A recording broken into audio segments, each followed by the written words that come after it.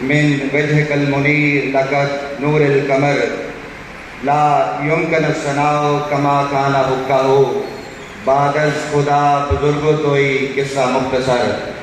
محبوب دو عالم کی شان اقدس میں ہدیہ نعت پیش کرنے کے لیے تشریف لائیں گی ماہم طاہر۔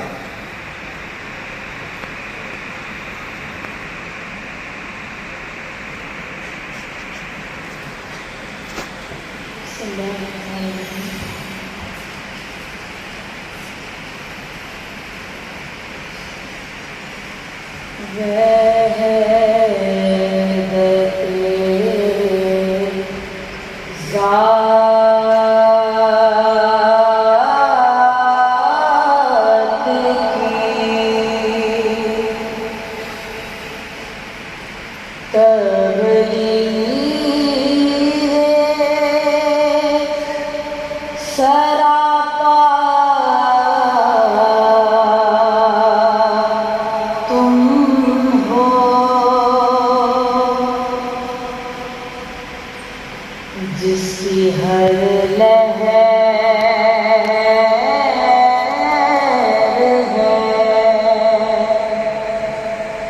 توحید، وہ دریا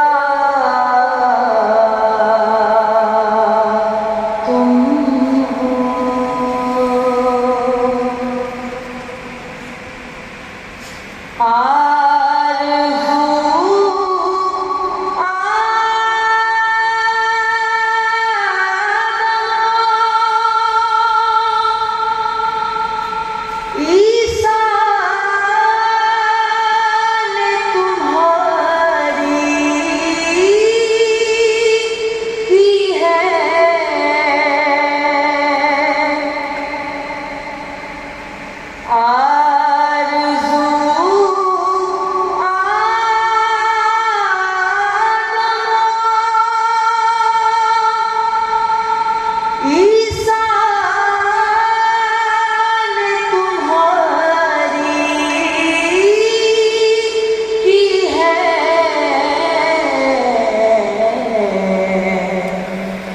کتنے معصوم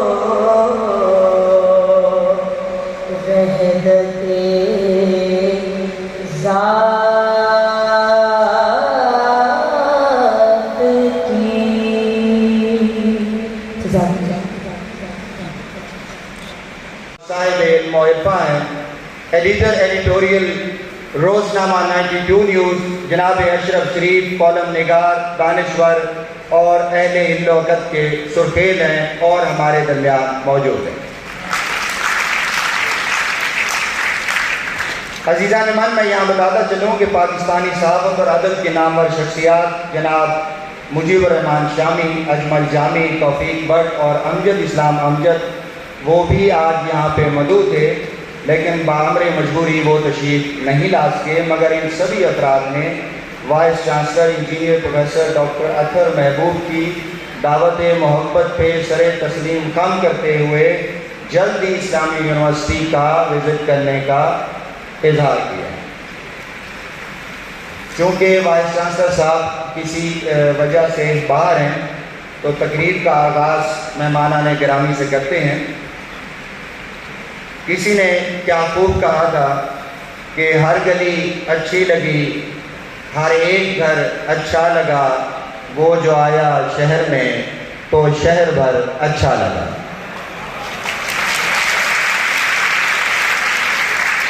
میں ملتمس ہوں جناب اشرف شریف صاحب سے کہ وہ اسٹیج پہ تشریف لائیں اور اپنے خیالات کا اظہار کریں۔ جناب اشرف شریف صاحب، آپ کی بھرپور تالیوں میں جناب اشرف شریف صاحب۔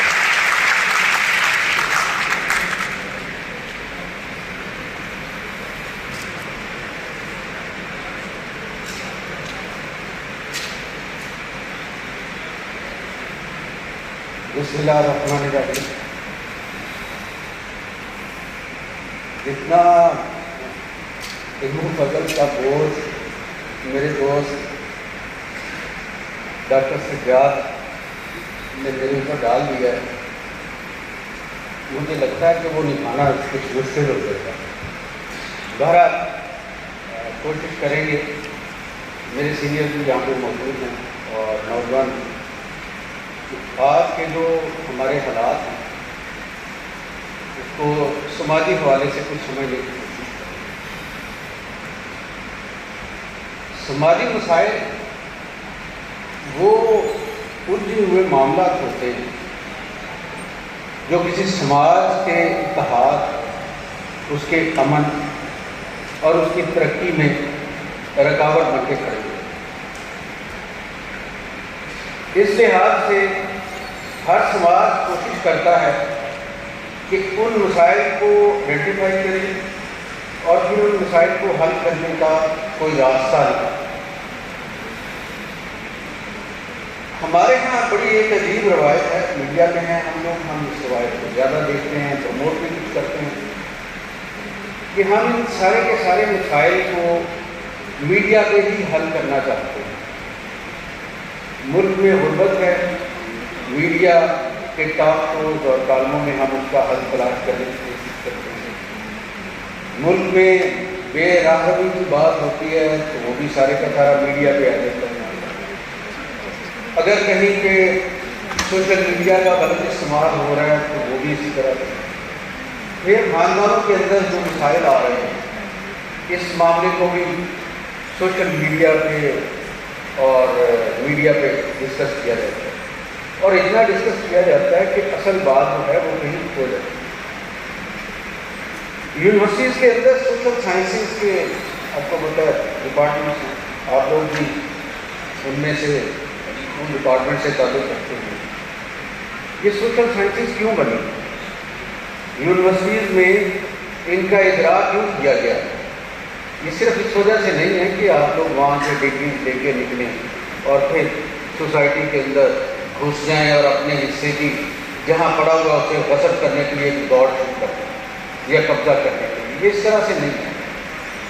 سوشل سائنسز بنیادی طور پہ سماج کے اندر جو خرابیاں ہیں، جو مسائل ہیں، یہ اس کی نشاندہی کرتی ہے، اس پہ ریسرچ ڈیٹا دیتی ہیں آپ کو، اور پھر اس ڈیٹا کی مدد سے آپ کو آپ کی رہنمائی کرتی ہے کہ اس کا حل تلاش کریں۔ یہ اکیڈمیا کا کام ہے۔ اب یونیورسٹیز کس حد تک یہ کام کر رہی ہیں، یہ جنرلی میں بات کر رہا ہوں، اس کا اندازہ اس بات سے کیا جا سکتا ہے کہ ہمارے سوشل سائنٹسٹ جو ہیں ان کی ورلڈ رینکنگ آپ دیکھیے، آپ کو اندازہ ہو جائے گا کہ ہمارے یہاں یونیورسٹیز میں سوشل سائنسز کے کام کتنا ہو رہا ہے اور کتنا وہ کام قابل قدر ہے۔ اس سے مایوسی ہوئی، اور یہی وجہ ہے کہ جب مسائل حل کرنے کا ایک پلیٹ فارم کام نہیں کر پاتا تو پھر سارے کا سارا بوجھ کسی دوسرے پلیٹ فارم پہ شفٹ ہو جاتا ہے۔ اور پاکستان کی سوسائٹی کے اندر ہوا یہ کہ انصاف فراہم کرنے والے ادارے انصاف نہیں کر پا رہے، گورننس کے ایشوز کو دیکھنے والے ادارے گورننس بہتر نہیں کر پا رہے، تعلیم کے امور کو انجام دینے والے ادارے اپنا کام نہیں کر رہے، اسی طرح باقی بھی چیزیں، معیشت کے شعبے کے جو لوگ ہیں وہ بھی اسی طرح سے ناکام ہیں۔ اب ان سب کا جو ناکامی ہے وہ ہماری سوسائٹی کے اندر ایک فرسٹریشن پیدا کرتی ہے، اور پھر وہ ساری کی ساری جو فرسٹریشن ہے وہ ہمارے میڈیا پہ آ جاتی ہے۔ ظاہر میڈیا پہ بات کرنی ہوتی ہے لوگوں کے ایشوز، تو ابتدائی طور پہ ہمیں ایسے لگتا ہے کہ جیسے میڈیا ہر چیز کا ٹھیکیدار بن گیا ہے۔ وہ ٹھیکیدار اس وجہ سے بنا کہ باقی کوئی اپنی ذمہ داریاں ادا کرنے کے لیے تیار نہیں ہے، تو جب یہ نہیں ہوتا تو پھر وہ سارے کے سارے ایشوز جو ہیں وہ میڈیا پہ آ جاتے ہیں۔ اب ہمارے سامنے جو کانٹینٹ آتا ہے میڈیا میں، بطور ایڈیٹر میں دیکھتا ہوں کہ کئی جگہ پہ ہمیں یہی ہوتا ہے کہ جگہ پوری کرنی ہے۔ ٹی وی کا چینل چل رہا ہے تو انہیں اس سلاٹ کے لیے کچھ نہ کچھ مٹیریل چاہیے، کوئی پرسنالٹی چاہیے، ایسی پرسنالٹی جو رینکنگ اور ریٹنگ دے سکے۔ اب اس ریٹنگ کے اندر اوریجنل جو بات ہے آگاہی کی وہ کہاں پہ چلی جاتی ہے، اس مسئلے کا حل تلاش کرنے کے لیے تجاویز رہتی ہیں یا نہیں رہتی، یہ کہیں گم ہو جاتی ہے چیز، اور ہمیں یوں دکھائی دیتا ہے کہ یہ جھگڑا سا ہونے لگا ہے اور اس جھگڑے کو لوگ زیادہ سے زیادہ دیکھتے ہیں۔ اب وہ جھگڑا جو ہے وہ ایک نیا سوشل ایشو بن کے ہمارے سامنے آ جاتا ہے، مطلب ہم جو پہلے ہی بہت سے ایشوز اور مسائل کا شکار ہیں اور ان کا حل تلاش کرنے کے لیے ہم مختلف ڈپارٹمنٹس کے پاس گئے، وہاں سے حل نہیں ملا، پبلک ڈبیٹس میں گئے، وہاں پہ اس کا حل نہیں ملا، میڈیا پہ آئے اور میڈیا پہ حل دیتے دیتے ایک نیا ٹرینڈ ہمارے سامنے آ گیا جو نئے تنازعات کا باعث بن گیا۔ تو ہماری سوسائٹی کے اندر یہ ایک خرابی ہے جس پہ توجہ دینے کی ضرورت ہے کہ ہم ہر مسئلے کا حل تلاش کرنے کی بجائے اس کے ساتھ کچھ نئے مسائل کھڑے کر دیتے ہیں۔ یہ جو چیز ہے اس پہ توجہ کس نے کرنی ہے؟ اس پہ جیسے میں نے پہلے عرض کیا کہ باقی پلیٹ فارم تو ہمیں لگ رہا ہے کہ کام نہیں کر پا رہے، تو ایک رہی صحیح امید رہ جاتی ہے نوجوانوں سے، اور ہر سیاسی جماعت بھی نوجوانوں سے رجوع کرتی ہے، وہ بھی انہیں کہتی ہے کہ جناب ہمارے ساتھ دیں، ہم ملک کے اندر اصلاحات لے کے آئیں گے۔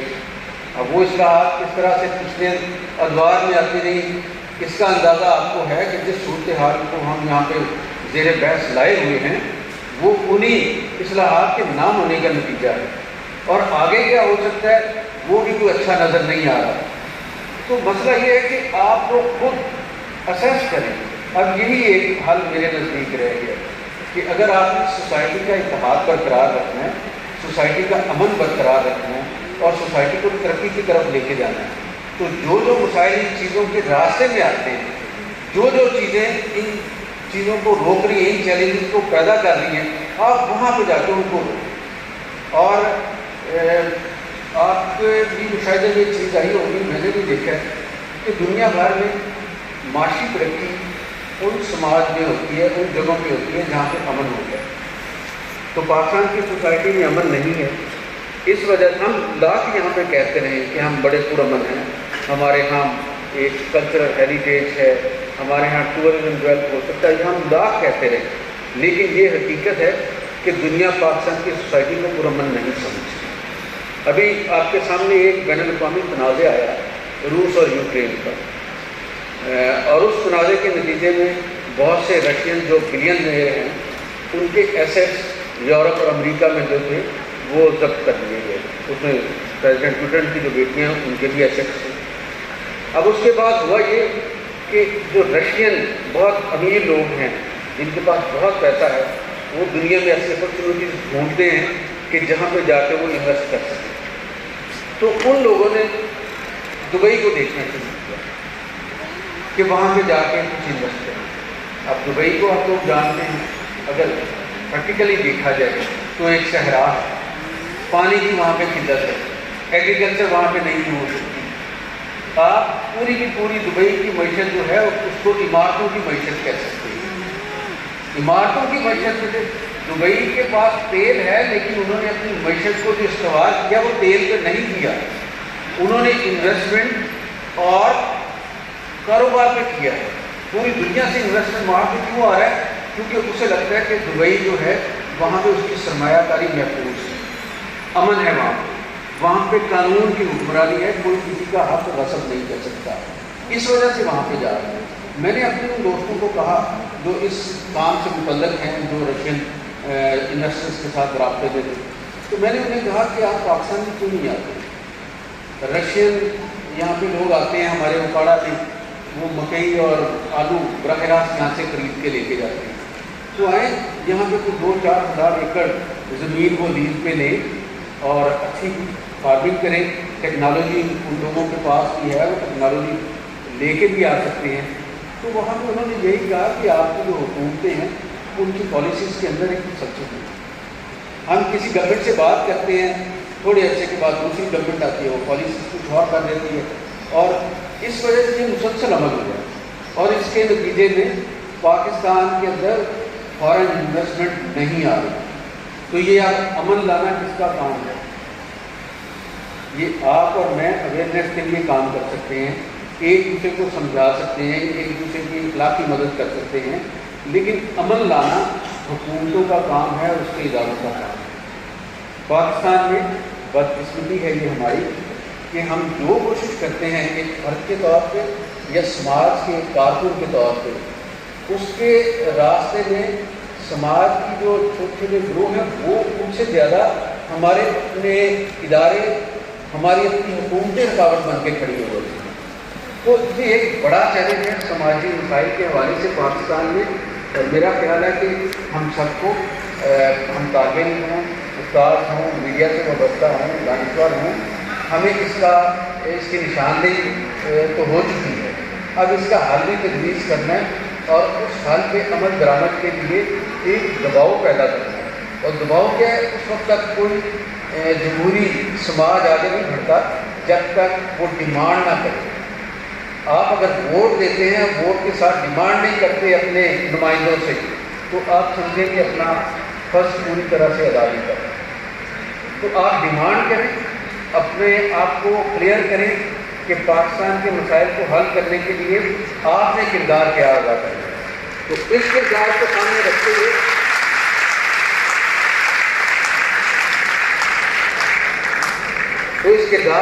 رکھتے ہوئے جب آپ ڈیمانڈ کریں گے لوگوں سے جو آپ کے پاس آئیں گے، تو میرا خیال ہے کہ پاکستان کے مسائل کا حل نکلنا شروع ہو جائے گا. آپ لوگوں کا بہت شکریہ، یونیورسٹی کا بہت شکریہ، وائس چانسلر صاحب کا،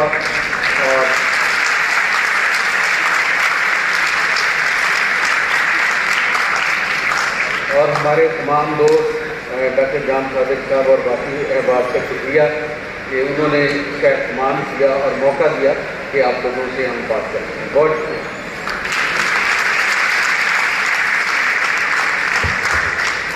اگین میں کہوں گا کہ یہ ہیں اشرف شریف صاحب.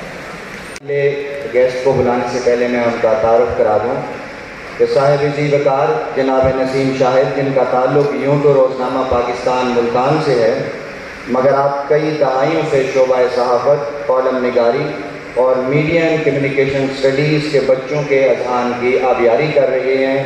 نسیم شاہد صاحب بھی آج ہمارے درمیان موجود ہیں.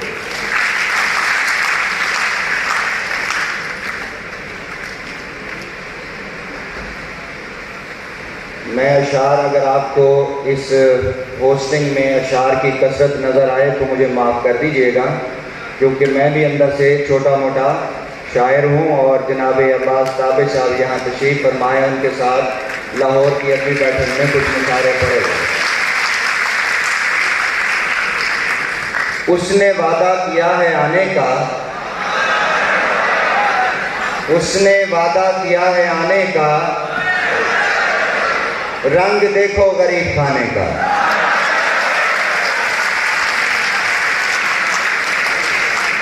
میں ملتمس ہوں جناب فرخ شہباز وڑائی صاحب سے کہ وہ اسٹیج پہ تشریف لائیں اور اپنے خیالات کا اظہار کریں۔ آپ کی بھرپور تالیوں میں فرخ شہباز وڑائی صاحب۔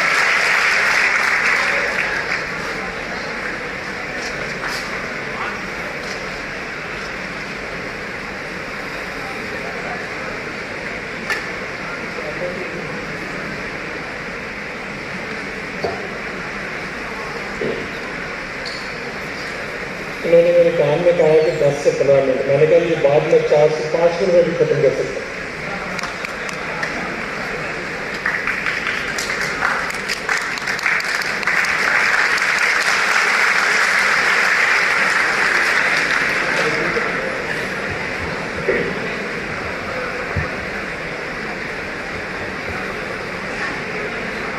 پاکستان میں رہنے والے پاکستان کے مسائل کے اوپر بہت زیادہ سوچتے ہیں۔ میں بھی پاکستانی ہوں اور میں بھی پاکستان کے مسائل کے اوپر بہت زیادہ سوچتا ہوں۔ تو صحافت میں آنے سے پہلے کہیں اپنی یونیورسٹی میں کسی آڈیٹوریم میں پیچھے کہیں بیٹھا تھا آپ کی طرح، اور میرے سامنے اسی طرح یہ جو بزرگ ہمارے سامنے بیٹھے ہیں یہ تقریریں کیا کرتے تھے، اور میں سوچتا تھا کہ ہمیں کوئی مسئلے کا حل بتائیں گے، بتاتے بھی رہے۔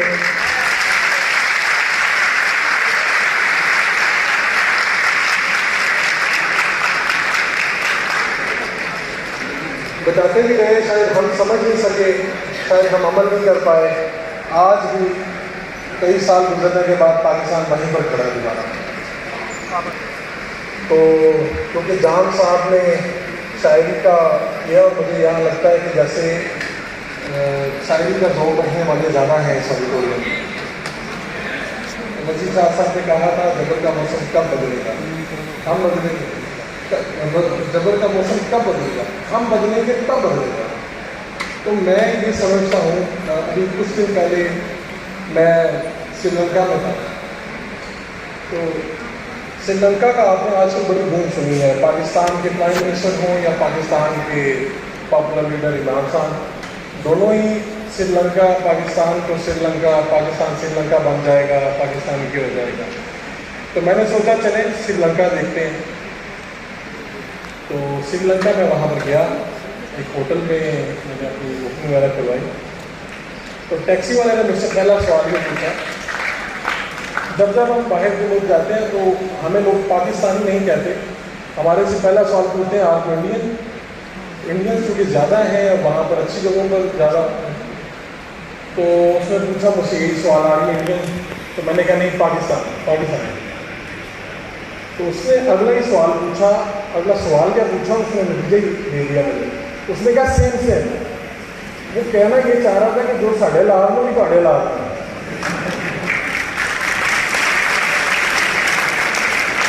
تو میں نے وہ سینس کیا، میں نے کہا اس سے شاید کوئی غلط فہمی ہوئی ہے، تو میں نے اسے کچھ بتایا کہ پاکستان میں ایسے حالات نہیں ہیں، پاکستان میں سری لنکا میں آپ کو ایک ہفتے کے لیے 30 لیٹر پیٹرول ملتا ہے ایک فرد پہ، اور وہاں پہ خوراک کا بھی مسئلہ چل رہا ہے، وہاں پہ دیگر مسائل ہیں کیونکہ ڈیفالٹ کی طرف وہ جا رہے تھے۔ آپ سب نے سنا ہوگا خبروں میں کہ صدارتی محل کے بچہ توڑے کے مظاہرے۔ تو میں نے اسے بتایا کہ پاکستان میں ایسا کچھ نہیں ہے، پاکستان میں آج بھی وزیر اعظم ہاؤس کے باہر بہت زیادہ سیکورٹی ہے، پاکستان کا ایوان صدر محفوظ ہے، پاکستان کی ساری اسمبلیاں اس وقت بالکل وہیں پر کھڑی ہوئی ہیں، کسی کی ہمت نہیں ہوئی کہ وہ ان کو پرچہ توڑے۔ اور مجھے کافی دیر لگی ہوٹل ایئرپورٹ سے ہوٹل تک جاتے ہوئے، مجھے اسے سمجھانے میں کافی دیر لگی کہ پاکستان کے حالات وہ نہیں ہیں جو تم سمجھ رہے۔ اچھا، لیکن اب مسئلہ یہ ہے کہ 2 دن تقریباً میں وہاں رہا، تو دوسرے دن پھر میں ہوٹل گیا تو مینیجر کے ساتھ میری گپ شپ ہوئی، تو مینیجر نے پھر وہی سوال کیا، اور اس کے جواب میں جب میں نے پھر کہا کہ پاکستان کے حالات ٹھیک ہیں، تو میں نے اسے کہا کہ تمہیں یہ بتایا کس نے کہ پاکستان کے حالات خراب ہیں اور ہم خدا نہ خواستہ تمہاری طرح ڈیفالٹ کر گئے ہیں اور یہ حالات ہو گئے ہیں؟ تو اس نے بڑی دلچسپ وجہ بتائی، اس نے کہا ایک تو یہ کہ عمران خان صاحب عمران خان کو وہ وہاں پر جانتے تھے، ان کے اسٹیٹمنٹس ہم نے ٹی وی پر دیکھا ہے، اور آپ کے پرائم منسٹر نے بھی یہ بتایا ہمیں کہ ہم سری لنکا بندے سری لنکا کی طرف جاتے جاتے بچے ہیں. تو ہمیں تو آپ یہ انٹرنیشنل میڈیا کے تھرو پتہ چلا ہے کہ پاکستان جو ملک ہے وہ اس طرح سے ہے. میں نے کہا اچھا، میں نے سوچا کہ یہ مغالطے جو ہیں یہ آج اس سے دور کاری دیتا ہوں، میں آیا بھی ہوں. تو میں نے اس کو پوچھا کہ تو پاکستان کے بارے میں کیا سوچتے ہیں؟ تو اس نے کہا پاکستان میں لوگ جو ہیں وہ سب لوگ اسلامی ہیں، اور وہاں پر جو خواتین ہیں ان کو اپنا فیس دکھانے کی اجازت نہیں ہے، اور وہاں پر جتنے بھی لوگ ہیں وہ شلواریں جو ہیں وہ اوپر رکھتے ہیں، اور وہ طالبان سے ملتی جلتی اس نے مجھے کچھ باتیں بتائیں. تو میں نے اس کو نکال کے اپنی تصویریں دکھائی، میں نے اس کو نکال کے اپنے دوستوں کی اپنی فیس بک دکھائی. میں نے کہا پاکستان اسلامی بھی ہے، پاکستان ماڈرن بھی ہے، پاکستان ترقی یافتہ بھی ہے، پاکستان کے پاس یہ ہے، پاکستان کے پاس اتنی بڑی یونیورسٹیز ہیں، پاکستان کے ادارے یہاں کام کر رہے ہیں، فلاں ملک فوج میں ہمارے سے مدد لیتا ہے. میں نے اسے سارا وہ ڈیٹیل دیا. تو مجھے ایک چیز کی کمی محسوس ہوئی، وہ یہ کہ جہاں پر بھی ہم جن بھی ملکوں میں گئے ہیں وہاں پر ہمارا جو تصور ہے، ہمارا جو خیال ہے ہمارے بارے میں وہ مسخ کیا ہوا ہے، اور لوگ یہ کہتے ہیں کہ یہ سارا تصور شاید میڈیا کا ہے. میں یہ کہتا ہوں کہ صرف میڈیا کا نہیں، آپ جتنے لوگ یہاں پر بیٹھے ہیں، جو لوگ نیچے بیٹھے ہیں، جو تقریریں کر رہے ہیں، ہم سب کہیں نہ کہیں قصوروار ہیں. اس ملک میں جہاں پر بھی آپ جائیں تو آپ خبروں میں بھی سنتے ہوں گے کہ یہ آفیسر بہت اچھے ہیں. اگر آپ اپنے کسی ایم ایل اے کے بارے میں جاننا چاہیں تو پتہ چلے گا کہ آپ کے ایم ایل اے تو بہت ایماندار ہیں، وہ سب سے ملتے ہیں. آپ جس طرف نظر اڑائیں تو آپ کو دیانتدار لوگوں کا ہجوم نظر آتا ہے. پھر بھی سمجھ نہیں آتی کہ پاکستان ترقی کیوں نہیں کر رہا، آخر گڑبڑ کہاں ہے، آخر مسئلہ کیا ہے. ایک چھوٹی سی بات میں کہہ کے یاد چاہوں گا. سنگاپور میں نے وہاں کی ہائی کمشنر صاحبہ سے ملا تو میں نے ان سے پوچھا کہ آپ کو کیا لگتا ہے ان لوگوں کی ترقی کا راز کیا ہے. تو یہاں پر کچھ لوگ بیٹھے ہیں وہ کہیں گے کہ ان کی تو آبادی کم ہے، ان کا تو یہ مسئلہ ہے، ہماری آبادی بہت بڑی ہے. ہمارا مسئلہ بلا شبہ آبادی ہماری بہت بڑی ہے. یعنی اگر ہم کہیں کہ سب سے بڑا مسئلہ یہ ہے تو یہ بھی غلط نہیں ہوگا. لیکن ایک چیز جو مسنگ ہے، جو یہاں پر بات بھی ہوئی، وہ یہ ہے کہ یہاں پر کسی بھی چیز کی کنٹینیوٹی نہیں ہے.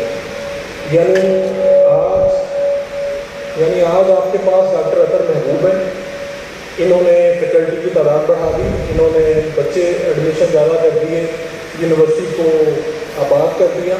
ڈاکٹر اطہر محبوب صاحب جائیں گے تو پھر جو وی سی صاحب آئیں گے ان کی پالیسی سے بالکل وہ دوسری طرف نکل جائیں گے. وہ کہیں گے کہ میرا تو یہ ویژن ہے. تو سنگاپور میں ایک نیا کانسیپٹ میرے سامنے آیا جو میں آپ کے سامنے رکھنا چاہتا ہوں.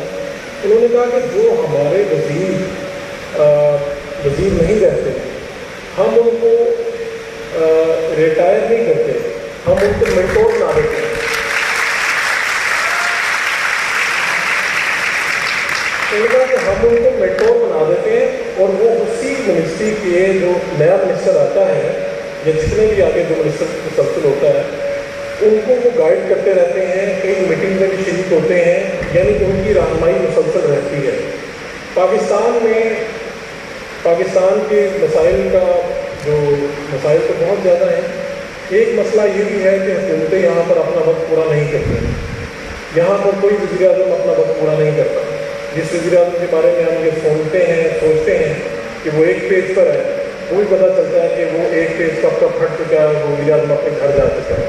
کبھی پاکستان کی عدالتیں اور کبھی کوئی اور وزیر اعظموں کو اپنے گھر بھیج دیتے ہیں. تو میرا یہ خیال ہے کہ سب سے پہلے آپ لوگ جب الیکشن قریب آئیں تو اس نیت سے ووٹ کیجیے گا کہ جس وزیر اعظم کو آپ منتخب کریں وہ 5 سال وزیر اعظم ہاؤس میں رہے، اور 5 سال سے پہلے اسے کوئی نکالے نہ، اور 5 سال کے بعد اگر وہ کام نہ کرے تو آپ اس کی پارٹی اور اس کا گریبان پکڑیں، اس سے سوال پوچھیں. اس کے بعد پاکستان ترقی کی راہ پر کہیں چلنے کے قابل ہو سکے گا. میرے فروخ سے بات ہے.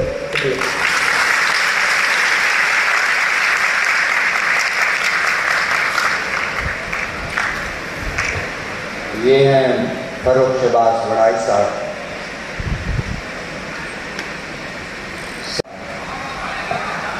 شہنش میں آواز نہیں آئی آپ کی، لگتا سو گئے آپ لوگ ہیں.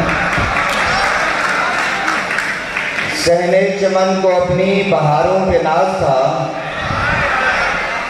वो आ गए तो सारी बहारों पे छा गए। मैं मुल्तमिस हूँ जनाब रिजवान रज़ी साहब से कि वो स्टेज पे तशरीफ लाएं और अपने ख्यालात का इजहार करें। रिजवान रज़ी साहब।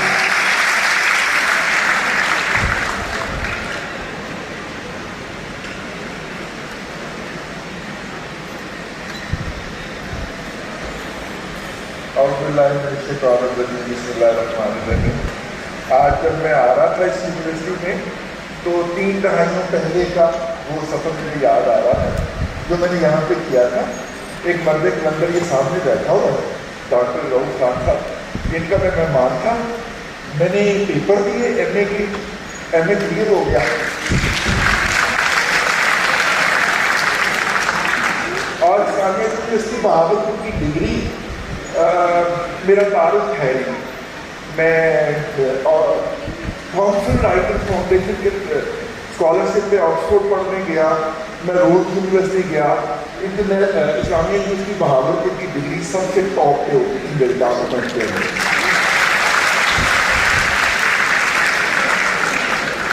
और आज मैं इस दुआ के साथ इस स्टेज से जाऊँगा, लंबी तकरीर भी करूँगा, अपनी तारीफ का बात में स्वीकार कर दें।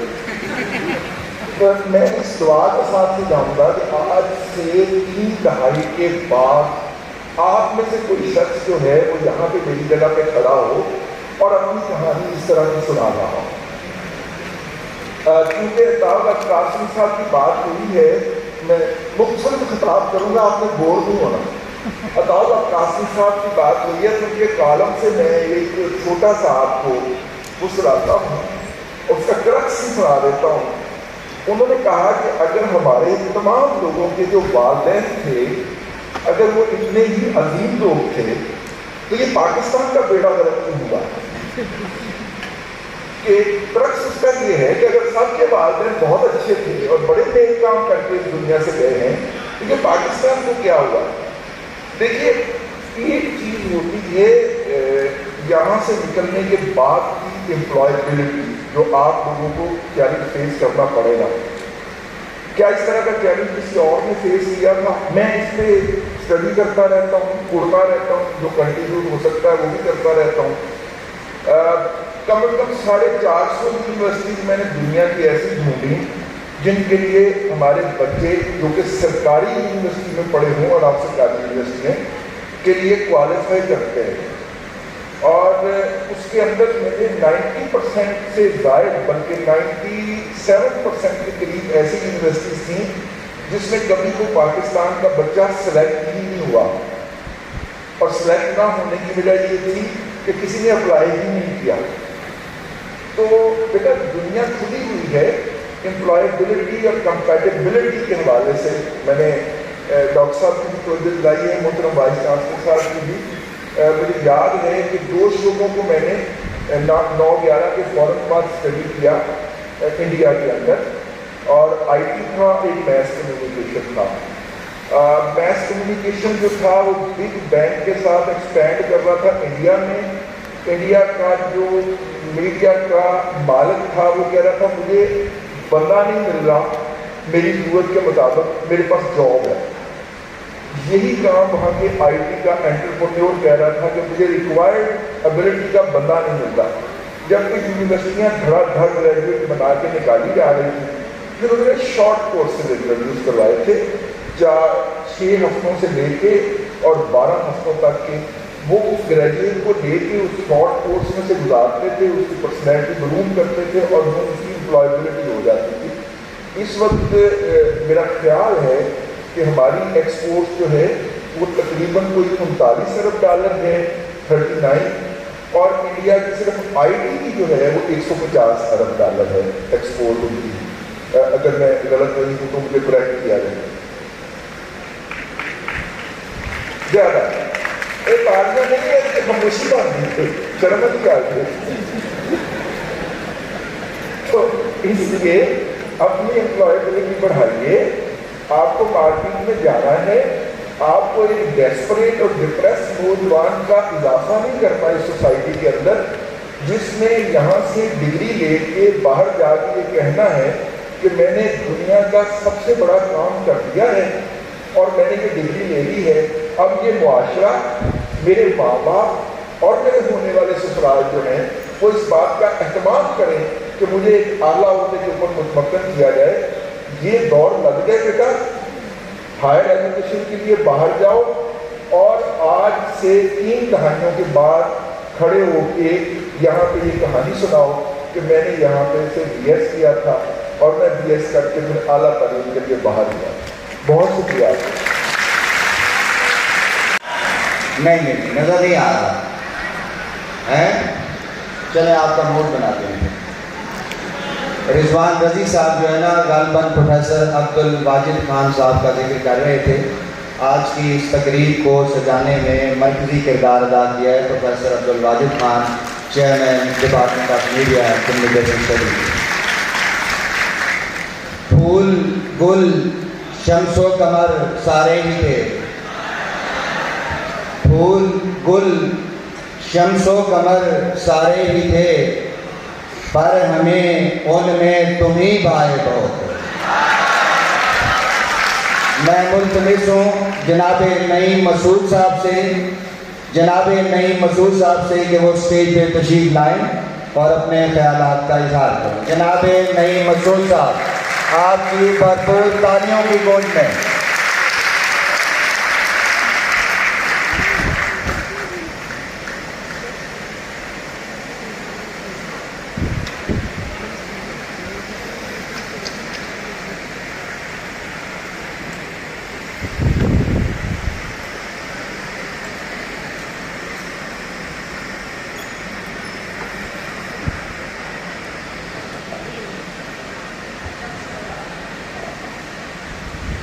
محبت اب نہیں ہوگی، محبت اب نہیں ہوگی، یہ کچھ دن بعد میں ہوگی، محبت اب نہیں ہوگی، یہ کچھ دن بعد میں ہوگی، گزر جائیں گے جب یہ دن، یہ ان کی یاد میں ہوگی۔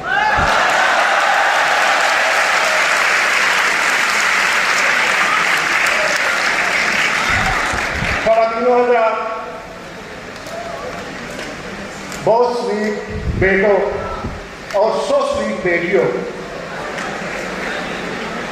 ہم بیٹھے ہوئے تھے وائس چانسلر صاحب، جنہیں میں اکثر یونیورسٹیوں میں جا کر کے کمانڈو وائس چانسلر کہتا ہوں۔ تو اس موقع پہ ہم لاہور والے اپنے پیر فقیر ساتھ لے کر کے آتے، مجاہدین بھی اپنے ساتھ لے کر آتے۔ یاسر پیرزادہ نے سوال کیا جناب وائس چانسلر کو،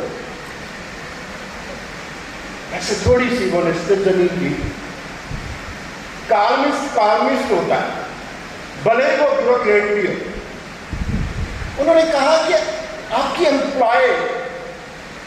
امپلائمنٹ کتنی ہے، آپ کے لوگوں کو روزگار کتنا ملا ہے، باہر روزگار کے حساب سے ڈگریاں وغیرہ وغیرہ وغیرہ۔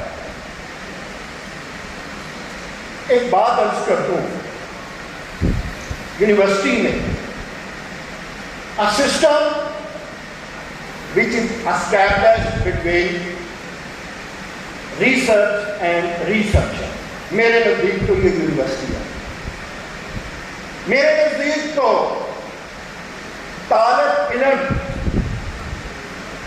پروفیسر کا وجود ہے، میرے نزدیک پروفیسر ریسرچ کا وجود ہے،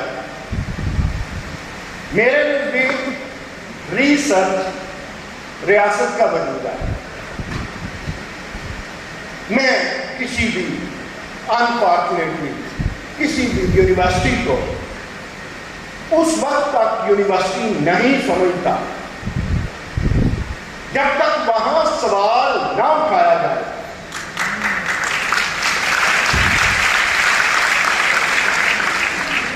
میں کسی پروفیسر کو ہاتھ جوڑ کے معافی کے ساتھ اس وقت تک پروفیسر نہیں سمجھتا، بعد میں بتا وہ کہتے ہیں کہ بنا کر فقیروں ہم بے غالب تماشا اہل کرم دیکھتے ہیں.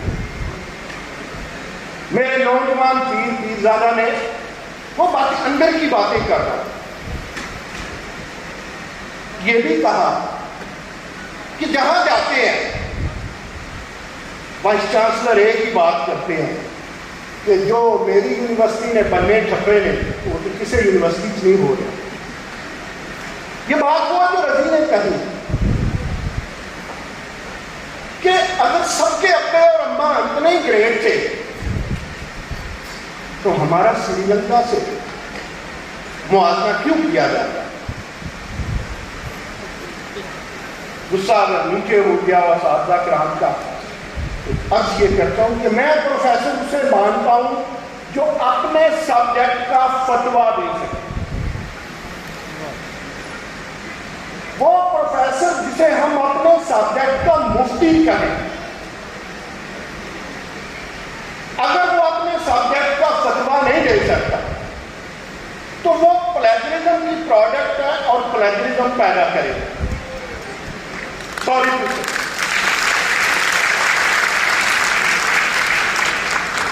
مجھے معلوم ہے اور وہ دوستوں کو معلوم ہے، امریکہ صرف آگ و آہن کی بارش کے ساز و سامان کو بیچ کر امریکہ نہیں بنا. میرے اور آپ کے ٹیسٹ، سیاسی ٹیسٹ کے لیے کہ ہم مرد آباد کے نعرے لگائیں، اس نے اس طرح ترقی نہیں کی. 5,500 کم از کم، یہ ایسا ڈیٹا میں یاسر سے لیتا ہوں، تقریباً 700 انسٹیٹیوشن امریکہ میں ایسے ہیں جن کی ریسرچ بکتی ہے. امریکہ اپنی یونیورسٹیوں کی وجہ سے.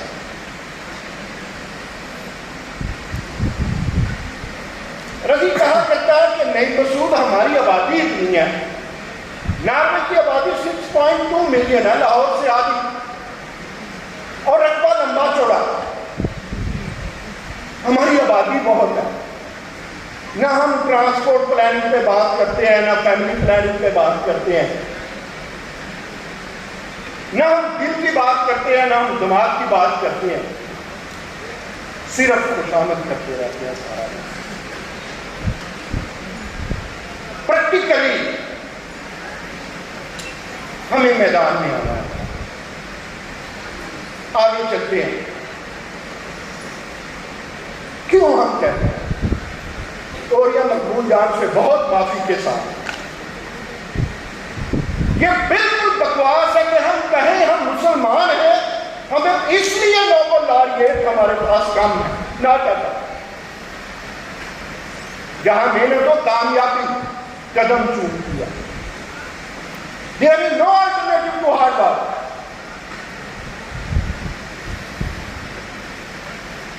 آپ ریسرچ کریں، بکتی ہے، نہیں پا لگے گا ایک دفعہ، اگلی دفعہ اچھے کام کے لیے.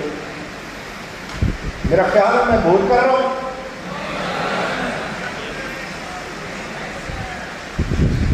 Thank you very much.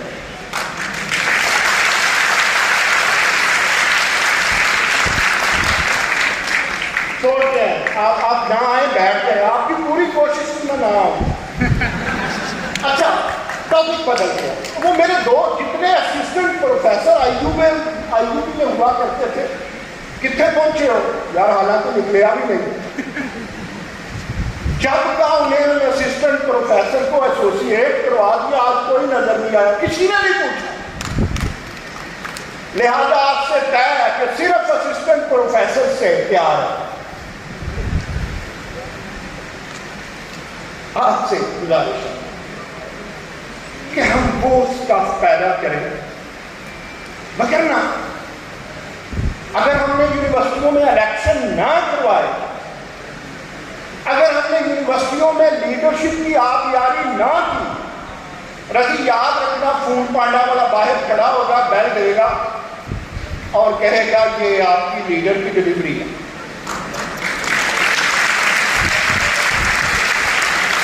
Leadership جب تک یونیورسٹیوں سے نہیں آتی تب تک کام نہیں کرتا۔ میرے بہت سارے پروفیسر دوست ای میلز کرتے ہیں وائس چانسلرز کے خلاف، پلیجرزم میں ان کے ہاتھ رنگے ہوتے ہیں۔ انہیں یہ نہیں پتا دوستو، یہ سیکھنا ہوگا کہ رول اور ریگولیشن کیا کہتے ہیں، اسٹیچو کیا کہتے ہیں، ایکٹ کیا کہتا ہے۔ ڈاکٹر صاحب ایک جگہ 5-6 وائس چانسلر سے یہ جو ہم دڑا دڑ یونیورسٹیاں بنا رہے ہیں، گلینو کیس آپ کا انتظار ہے عوام کو، تو کبھی کبھی ہڈی میں کباب بننے کا بھی بڑا مزہ آتا ہے، تو مجھے آج کباب ہی سمجھ ہڈی نہیں۔ دراصل میں نے وہاں ایچ ای سی کے پی ایچ ای سی کے پنجاب ایچ ای سی کے چیئرمین تھے، 2 منسٹر تھے، 5 وائس چانسلر تھے، ڈی سی اور ڈین تھے، اور یہ سب میرے منہ سے نکل گیا۔ سامنے ایک وائس چانسلر بیٹھے تھے، میں نے کہا اس طرح کے وائس چانسلر کہاں سے لاتے ہیں؟ ایک دفعہ تو سناٹا چھا گیا، فوری پی ایچ ای سی کے سابق چیئرمین بولے مارکیٹ میں نہیں موجود اویلیبل اس طرح کی، کیا یہ المیہ نہیں ہے؟ لیڈرشپ کیا ہوتی ہے؟ لیڈرشپ ہوتی ہے کہیں میں نے یونیورسٹی کو کمیونٹی سینٹر بنانا ہے اور خود کمیونٹی کمانڈر بنے۔ آپ کی یونیورسٹی کو یہ اعزاز حاصل ہے کہ آپ نے نرسنگ شروع کی، آپ نے ہیلتھ سائنسز شروع کی، علاقہ ہیلتھ سائنسز شروع کی۔ ایم اے تو 70,000 اسٹوڈنٹ نہیں ہو جاتا۔ ایک یونیورسٹی ڈاکٹر صاحب میں نے ایسی بھی دیکھی، میں نئی یونیورسٹیوں کی ابھی بات ہی نہیں کر رہا، وہاں کیا کوڑ کی کاشت ہوگی وہ وقت بتائے گا۔ میں جہاں جاتا ہوں کوشش کرتا ہوں اپنے 1-2 وائس چانسلر دوستوں سے کہ لوگوں کو کہا کریں وہ لکھا کریں، اپنے لوگوں کو کہا کریں لکھا کریں۔ جتنے آپ کے اسٹیٹ سیکرٹری اینکر پرسن بنتے ہیں، جتنی لمبی وہ تقریر کرتے ہیں، اس کو کم کر کے تھوڑا لکھا کریں۔ لکھنا بہت ضروری ہے۔ آپ کے پڑھنے والے ہیں، آپ کے سننے والے ہیں۔ پچھلی دفعہ اسی جگہ کے ساتھ تو گلینو خیز کسی نے پوچھا یہ صحافت اور شعر و ادب میں کیا فرق ہوتا ہے؟ میں نے کہا جو ایک معصوم اسسٹنٹ پروفیسر اور ایک چلاک وائس چانسلر میں ہوتا ہے۔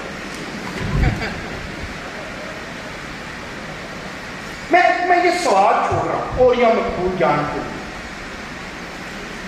گلینو خیز کے لیے، یاسر کے لیے، نسیم شاہد کے لیے، اپنے پیارے دوست، اپنے پیارے مربی، اپنے پیارے لیڈر جو محبوب بھی ہیں اور عطر بھی ہیں، ان کے لیے کوئی تو ہو جو میری بخشتوں کا ساتھی ہو، اس پہ بات کی جائے۔ صرف انجمن ستائش بانی سے ملک ترقی نہیں کرتے۔ اور یہ سب ایک سلیکشن بورڈ میں بیٹھا ہوا تھا، اردو کے پروفیسر آتے ہیں، فل پروفیسر بننا ہے انہوں نے، ایسوسیٹ ہے۔ میں نے کہا اقبال کی پہلی کتاب کون سی تھی؟ یہ جناب جام، یہ آپ کی نظر بات ہے۔ جام صاحب نے بھی نا آج شاعری کو، سخن وری کو اور اکنامکس کو اکٹھا کر دیا، انہوں نے اگے فارورڈ لکھا، قافیہ ردیف نہیں بنایا، اگے فارمک نے لکھا۔ تو میرے دل میں وہاں سے یہ آپ کے مطلب کی بات ہے رضی، اقبال نے جو پہلی کتاب لکھی تھی،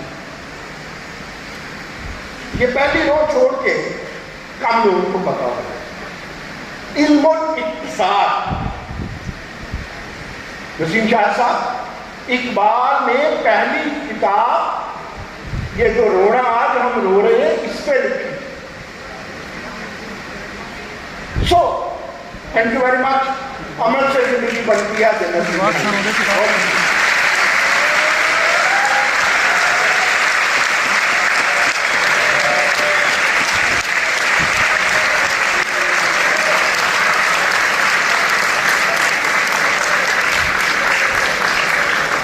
ये है नईम मसूद साहब, मेरे दिल की धड़कन।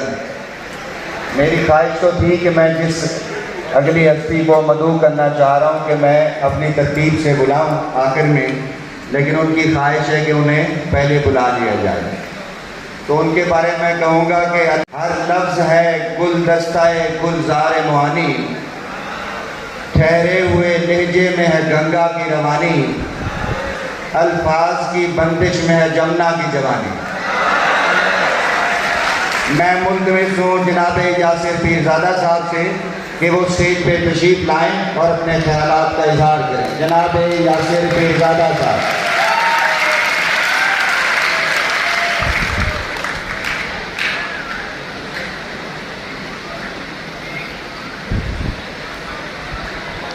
बहुत शुक्रिया जाम साहब। बहुत ही संजीदा टॉपिक रखा हुआ है इस्लामी यूनिवर्सिटी भावलपुर ने, और मैं बस शक्ल से संजीदा रखता हूँ, मैं बिल्कुल भी संजीदा नहीं हूँ। और इसका मैं सबूत आपको देता हूँ एक वाक़या सुना के, सच्चा वाक़या समझिए इसको आप। वो एक लड़की की शादी होने वाली थी, तो उसकी सहेली ने पूछा कि तुम्हारी शादी की सारी तैयारियाँ हो गई? उसने कहा हाँ, शादी की सारी तैयारियाँ हो गई हैं, इसका सामान भी तैयार है, जोड़े भी बन गए हैं, मेहमानों की खरीद भी तैयार है, बस एक काम रह गया। लड़की ने पूछा वो क्या? उसने कहा बस वो मेरे फ़ोन की सिम तोड़ने वाली रह गई। तो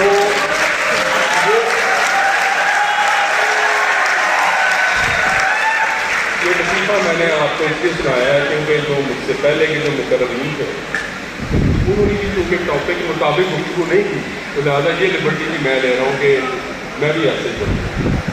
अभी आपके जो अब्दुल अजीज भाई शाकिर साहब हैं, उन्होंने बड़ी शानदार प्रेजेंटेशन दी अंदर, और वो हमें बता रहे थे कि इस्लामी यूनिवर्सिटी में जो स्टूडेंट्स हैं उनकी तादाद तकरीबन 50,000 से भी ज़्यादा है, और बड़ी दूर दूर से लड़के लड़कियाँ यहाँ पर आते हैं दाखिला लेने के लिए। और उसकी वजह ये है कि वो बताते हैं कि उनको किसी बड़े ने कहा कि यहाँ का IT डिपार्टमेंट बड़ा अच्छा है, यहाँ का पॉलिटिकल साइंस डिपार्टमेंट बड़ा अच्छा है, इसलिए यहाँ में दाखिला लेना है। तो हम जब स्टूडेंट थे तो हमने भी ये फैसला करना था कि हमने कौन सी यूनिवर्सिटी के किस शोबे में दाखिला लेना है। तो अल्लाह को जान देनी है, मेरे पेश नज़र जो एक ही यार्डस्टिक थी कि पंजाब यूनिवर्सिटी का कौन सा शोबा है जहाँ सबसे ज़्यादा लड़कियाँ पढ़ती हैं।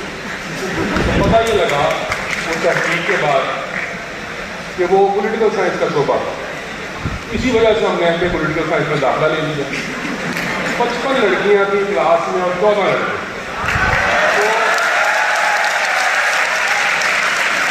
तो इससे आप अंदाज़ा लगाएं कि यानी कि प्रोबेबिलिटी क्या है, जो प्रोबेबिलिटी यानी कि क्या है। अब जो नईम मसूद साहब ने और बाकी दोस्तों ने बड़ी शानदार तकरीर की हैं, और मुझे बिल्कुल नहीं पता था कि यहाँ पे इस तरह का मोनोलॉग होगा। मेरा ये ख्याल था कि आपसे ज़्यादा इंटरेक्शन करने का मौका मिलेगा। एक सवाल पहले मैं आपसे करूँगा, उसके बाद जो मेरी गुजारिश होगी वो मैं आपके सामने रखूँगा, और मैं आपसे चाहूँगा कि आप ऑनेस्टली उसका जवाब दें। सवाल मेरा ये है कि आप में से कितने लड़कों से पहले मैं सवाल कर लेता हूँ, आप में से कितने लड़के ऐसे हैं जो अपनी गाड़ी या मोटरसाइकिल ड्राइव करके यूनिवर्सिटी में आते? उधर हाथ खड़ा करें। चलिए काफ़ी। और ये जो लड़के गाड़ी या मोटरसाइकिल ड्राइव करके यूनिवर्सिटी में आते हैं, ऑनेस्टली बताएं आप में से कितनों के पास वैलिड ड्राइविंग लाइसेंस है?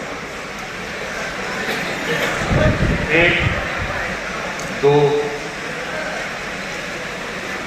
तो ये है हमारा सोशल चैलेंज जिसके ऊपर हमने आज सेमिनार रखा है।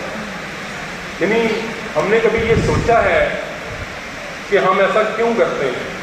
ये जो मॉरल क्वेश्चन है, क्या ये कभी हमारे दिमाग में आया है ہم یہاں پر آتے ہیں، ہم نے ڈگری لینی ہے، ڈگری لینے کے بعد ہم نے باہر نکلنا ہے، اس کے بعد ہم نے کسی کی نوکری کرنی ہے، نوکری کرنے کے بعد ہم نے شادی کرنی ہے، بچے پیدا کرنے ہیں، اور 22 کروڑ کی آبادی کو ہم نے 30 کروڑ تک لے جانا ہے۔ لیکن یہ ایک جو چھوٹا سا کام ہے، جو بیسک کام ہے ڈرائیونگ لائسنس کا، وہ نہیں ہم کرنے کو تیار۔ یہ جو میں ڈی سی صاحب سے پوچھ رہا تھا نا کہ what is wrong with this country, اس ملک کے ساتھ یہی ایک مورل ایشو ہے۔ یہ بہاولپور ہو، لاہور ہو، کراچی ہو، اسلام آباد ہو، کوئی بندہ آپ کو ٹریفک کے مطابق گاڑی چلاتا ہوا نظر نہیں آتا، اور زیادہ دکھ کی بات یہ ہے کہ وہ سارے کے سارے تعلیم یافتہ اور ڈگری ہولڈر ہوتے ہیں۔ میں جس جگہ پہ رہتا ہوں وہاں پہ ایک راؤنڈ اباؤٹ ہے جہاں سے آپ پورا اس کو راؤنڈ اباؤٹ لے کر آنا پڑتا ہے، ویو پہلے نہیں کر سکتے، اور آپ یقین کریں کہ وہاں پہ 50 لاکھ 2-2 کروڑ روپے والی گاڑیوں والے جو لمس کے گریجویٹ ہیں وہ سب کے سب اس کی خلاف ورزی کرتے جاتے ہیں۔ ایسا کیوں ہے؟ میں یقین کریں کہ میرے پاس اس سوال کا جواب نہیں ہے کہ ہماری یونیورسٹیز، ہمارے کالجز جو ہیں وہ کیوں یہ سینس پیدا نہیں کر رہے؟ کیوں ہم نے یہ نہیں سوچا اس یونیورسٹی میں جب ہم آتے ہیں، کسی بھی یونیورسٹی میں، میری یونیورسٹی پنجاب یونیورسٹی ہے، کہ ایسا کیوں ہے کہ ہمارے دماغ میں یہ سوال ہی نہیں آتا، یہ مورل کوشچن ہی نہیں آتا کہ ہمیں ایک ویلڈ ڈرائیونگ لائسنس۔ میں ایک مثال دے رہا ہوں آپ کو ڈرائیونگ لائسنس۔ میں ابھی تک اس سوال کا جواب تلاش کرنے سے قاصر ہوں، آپ کے پاس اگر اس کا جواب ہو تو مجھے ضرور بتائیے۔ میرے نزدیک یونیورسٹی جو ہے کوئی بھی، وہ بنیادی طور پر 3 کام کرتی ہے۔ پہلا کام وہ اپنے طلباء کو جدید تعلیم کے لیے تعلیم سے روشناس کرواتی ہے تاکہ وہ جو جدید دنیا کے جو چیلنجز ہیں ان سے وہ نمبردار نہ ہو سکیں، اس کے مطابق جو ہے ان کو جاب مل سکیں، اس کے مطابق جو ہے وہ ملک کی ترقی میں اپنا حصہ ڈال سکیں۔ دوسرا کام جو ہے کسی بھی یونیورسٹی کا وہ یہ ہوتا ہے کہ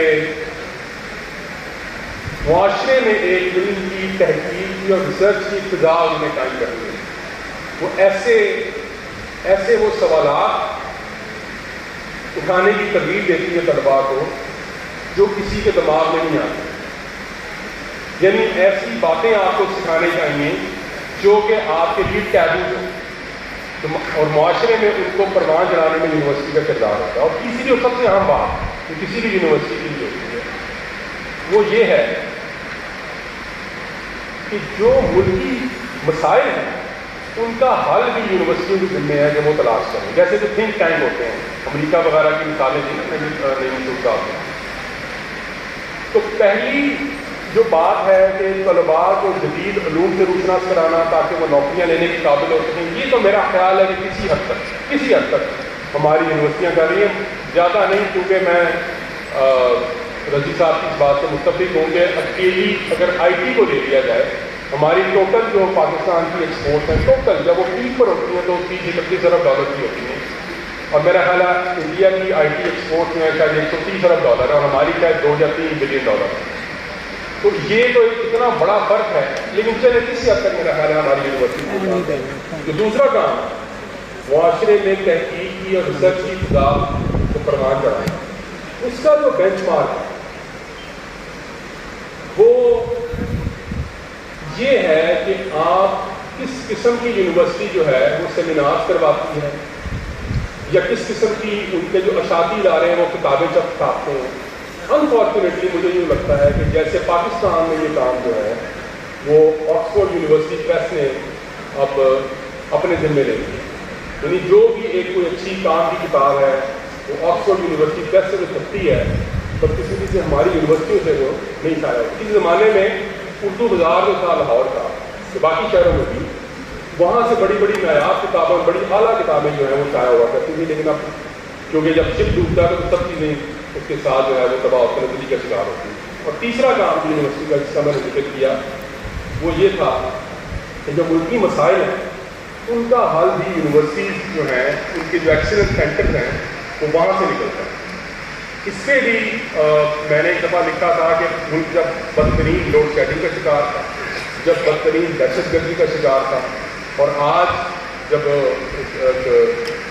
ہماری معیشت جو ہے وہ بالکل گگرگوں ہے، تو مجھے نہیں پتا کہ اس وقت پاکستان کی کتنی یونیورسٹیاں جو ہیں انہوں نے ان مسائل کا حل جو ہے وہ کسی ریسرچ پیپر کی شکل میں حکومت کو دیا ہے۔ ایک دفعہ کسی میں نے پروفیسر سے غالباً انجینئرنگ یونیورسٹی کے، انہوں نے کوئی ایک پیپر بنایا تھا جو کہ لوڈ شیڈنگ کے خاتمے کے حوالے سے ایک اچھی کاوش تھی، لیکن اس کے علاوہ ہر سال اس ملک میں بجٹ پریزنٹ ہوتا ہے۔ مجھے نہیں یاد سکتا کہ بجٹ سے پہلے اس کے کسی یونیورسٹی نے بتایا ہو کہ اس ملک کے یہ مسائل ہیں، اب یہ اکنامک انڈیکیٹر ہے، اس قسم کا بجٹ آنا چاہیے، یا بجٹ کے بعد اس پر تنقید کرتے کو بتایا ہو کہ جناب اس بجٹ میں یہاں پہ اگر آپ یہ چیزیں کر رہے ہیں تو یہ زیادہ بہتر ہو جائے گا۔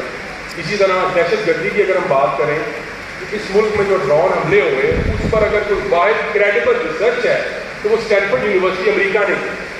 ڈرون حملے ہمارے ملک میں ہو رہے ہیں، ریسرچ اسٹینفورڈ یونیورسٹی کر رہی ہے۔ یہ کچھ باتیں ہیں جس پر میں تھوڑا سا میرا دل چلتا ہے تو میں اس کی بڑھاپ نکال دیتا ہوں، اور اس میں خود کو کوئی وہ یعنی بڑی الزما نہیں کہتا، ہم سب ہی اس کا پارٹ ہیں، اور کیونکہ ہم سب ہی اس کا پارٹ ہیں لہٰذا that's why we are here. اب اس کے ساتھ ایک تھوڑی سی آخری بات میں اس کے بعد آپ سے یاد کروں گا، اور وہ یہ ہے کہ نوجوانوں کو اس ضمن میں کیا کرنا چاہیے۔ میرا یہ خیال ہے کہ نوجوان جو ہیں وہ ایک کام صرف یہ کریں کہ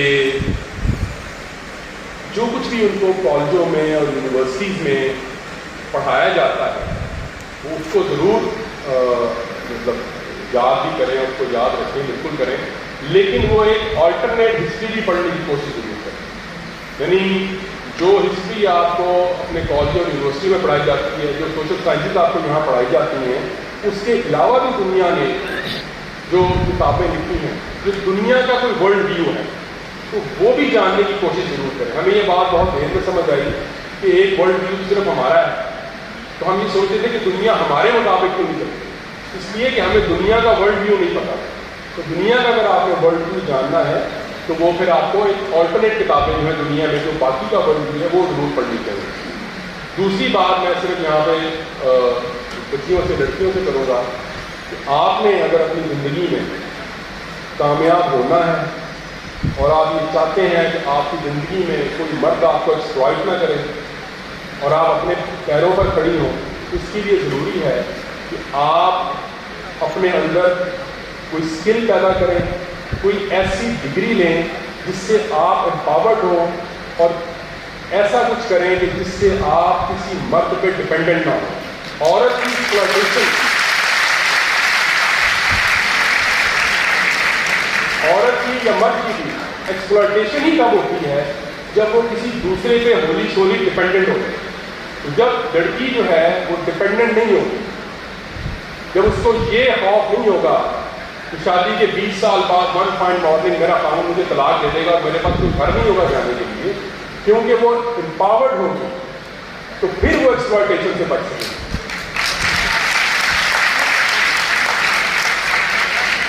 اور تیسرا اور آخری مشورہ جس کے بعد میں آپ کو یاد چاہوں گا وہ یہ ہے، ویسے وہ مشورہ دینے کی ضرورت تو نہیں ہے مجھے، وہ یہ ہے کہ لوگوں سے محبت کرنا سیکھیں اور لوگوں کو اس طرح مارجن دیں جس طرح آپ اپنی ذات کو مارجن دیں۔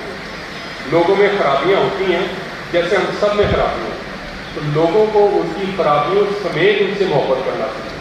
اس معاشرے میں بہت نفرت ہے، نفرت کو ختم کرنے کی ضرورت ہے، تو لہٰذا ایک دوسرے سے محبت کریں۔ آپ کا بہت بہت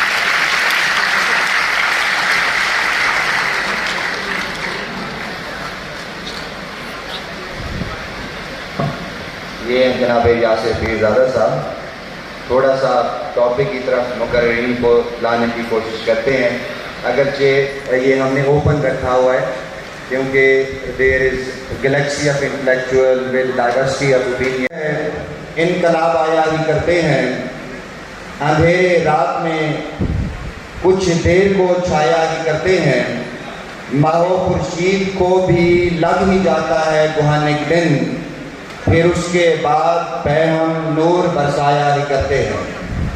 میں ملتمس ہوں جناب نسیم شاہد صاحب سے کہ وہ اسٹیج پہ تشریف لائیں اور اپنے خیالات کا اظہار کریں. جناب نسیم شاہد صاحب.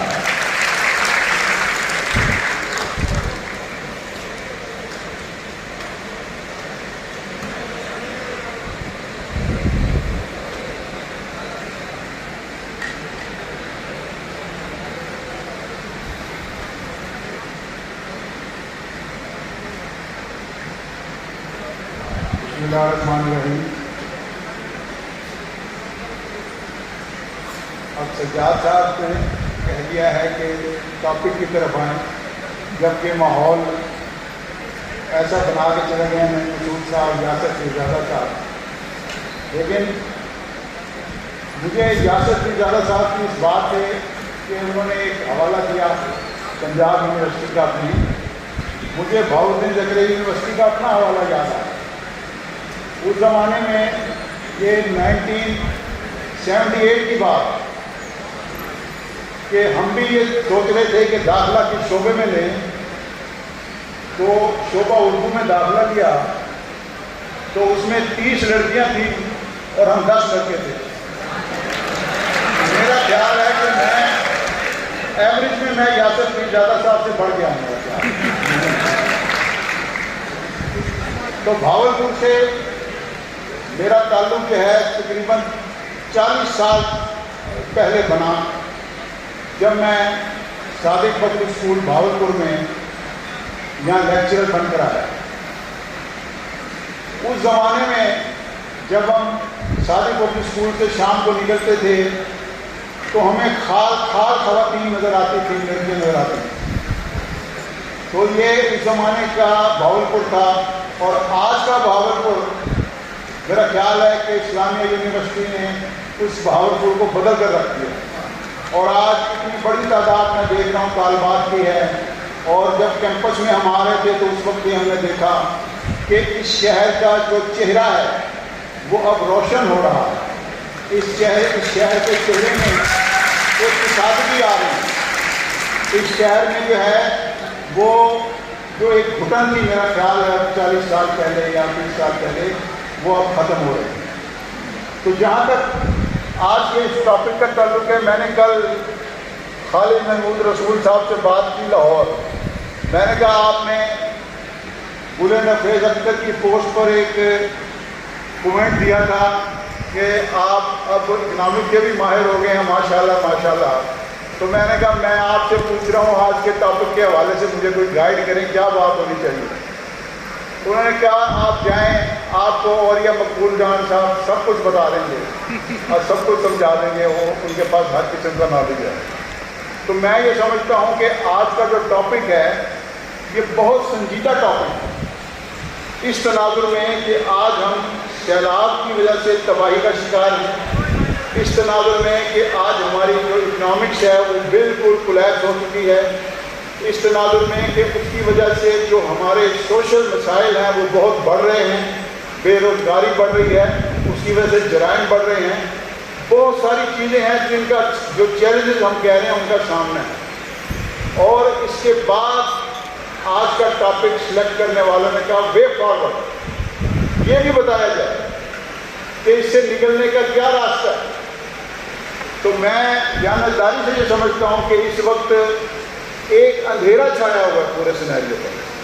ہمیں کچھ سمجھ نہیں آ رہی کہ اس پورے بحران سے، اس معاشی بحران سے، اس اقتصادی بحران سے، اس سوشل بحران سے ہم کیسے نکلیں گے.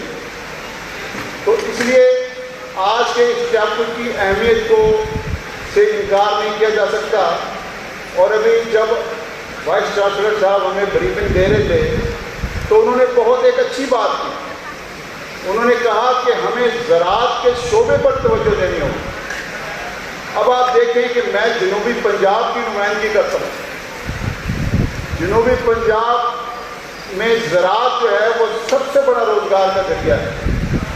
اور ہماری وفاقی اور صوبائی پنجاب حکومتیں پچھلے 30 سالوں میں انہوں نے زراعت کو کچل کر رکھا. زراعت کے اوپر کوئی توجہ نہیں دی گئی. مجھے خالد محمود رسول صاحب نے کہا کہ یہ پوائنٹ آپ ضرور پوچھیں ان سے جا کے یا بیان کریں کہ یہ جو ہمارے ریسرچ کے ادارے ہیں، یہ جو ज़रई रिसर्च के इदारे हैं, क्या वो इस मसले पर काम कर रहे हैं कि हमारे पास जो पानी की कमी है, इस वक्त तो आपको पानी की ज़्यादती नज़र आ रही है, लेकिन हमारे पास पानी की कमी है, हमारे ज़खायर कम हो रहे हैं। तो उन्होंने कहा क्या हमारे रिसर्च के इदारे ऐसे बीज बना रहे हैं जो चाइना में, इसराइल में, जो दीगर ममालिक में, इंडिया में हालांकि बन रहे हैं, कि जो पानी कम लेते हैं और पैदावार ज़्यादा देते हैं। तो ऐसे हमारे रिसर्च के इदारे तो कायम हैं, मुल्तान में भी 2 इदारे काम कर रहे हैं रिसर्च के ज़रिए, लेकिन आउटपुट क्या है? जैसे कि नईम मंसूर साहब कह रहे थे कि रिसर्च हमारे यहाँ हो कहाँ रही है, यूनिवर्सिटियाँ जो हैं वो रिसर्च का गढ़ क्यों नहीं बन रही, और इनकी वजह से हमारे अंदर तब्दीलियाँ क्यों नहीं आ रही, ये सजेस्ट क्यों नहीं कर रही हैं हमारे मसाइल का हल। तो ये सारी चीज़ें जो हैं वो आज के इस टॉपिक में छुपी हुई हैं। और कहते हैं कि एक मिसाक के जमहूरियत होता है, मैं कहता हूँ हमें एक मिसाक के मईशत की ज़रूरत है, एक ऐसे मिसाक के मईशत की जिस पर तमाम हुकूमतें, तमाम सियासी जमातें एक अहद कर लें कि हुकूमतों की तब्दीली के उन पर कोई असरात मुरतब नहीं हों और पॉलिसियाँ जो हैं वो चलती रहें। वरना ये होता है कि जैसे अभी बात की गई कि वाइस चांसलर साहब अतर महमूद साहब के यूनिवर्सिटी को कहाँ से कहाँ ले गए हैं, और अगला कोई वाइस चांसलर आए और वो यू टर्न लेकर, यू टर्न को भी इमरान खान ने बड़ा अच्छा एक टर्न बना दिया तो यू टर्न लेकर अगर वो दोबारा इस यूनिवर्सिटी को फिर कम तादाद पर ले जाएं, फैकल्टी को कम कर दें या इसकी इस तरक्की को ना आगे जाने दें। अभी जब हम आ रहे थे तो मुझे मुल्तान के एक सीनियर सहाफ़ी ने कहा, भावलपुर के सीनियर सहाफ़ी ने कहा कि हमें तो अभी यही खौफ खाया जा रहा है कि जब अतर महमूद साहब की मुद्दत मुकम्मल होगी तो इस यूनिवर्सिटी का क्या बनेगा। तो ये मैं आपको खुशामद नहीं कर रहा, लेकिन मैं ये ख्वाहिश कर रहा हूँ कि आपको अगली मुद्दत भी मिल जाए तो बेहतर होगा इस यूनिवर्सिटी के लिए। तो बहरहाल ये आज का ये टॉपिक जो है मेरा ख्याल है औरिया मकबूल जान साहब जो हैं इस पर बड़ी तफसील से रोशनी डालेंगे और हल भी पेश करेंगे कि इस वक्त जो बहरान की कैफियत में हम हैं, पूरा मुल्क है, पूरा मुआशरा है, उससे हम कैसे निकलेंगे। तो बहुत शुक्रिया आपका कि आपने मेरी बातें सुनी। अल्लाह हाफ़िज़।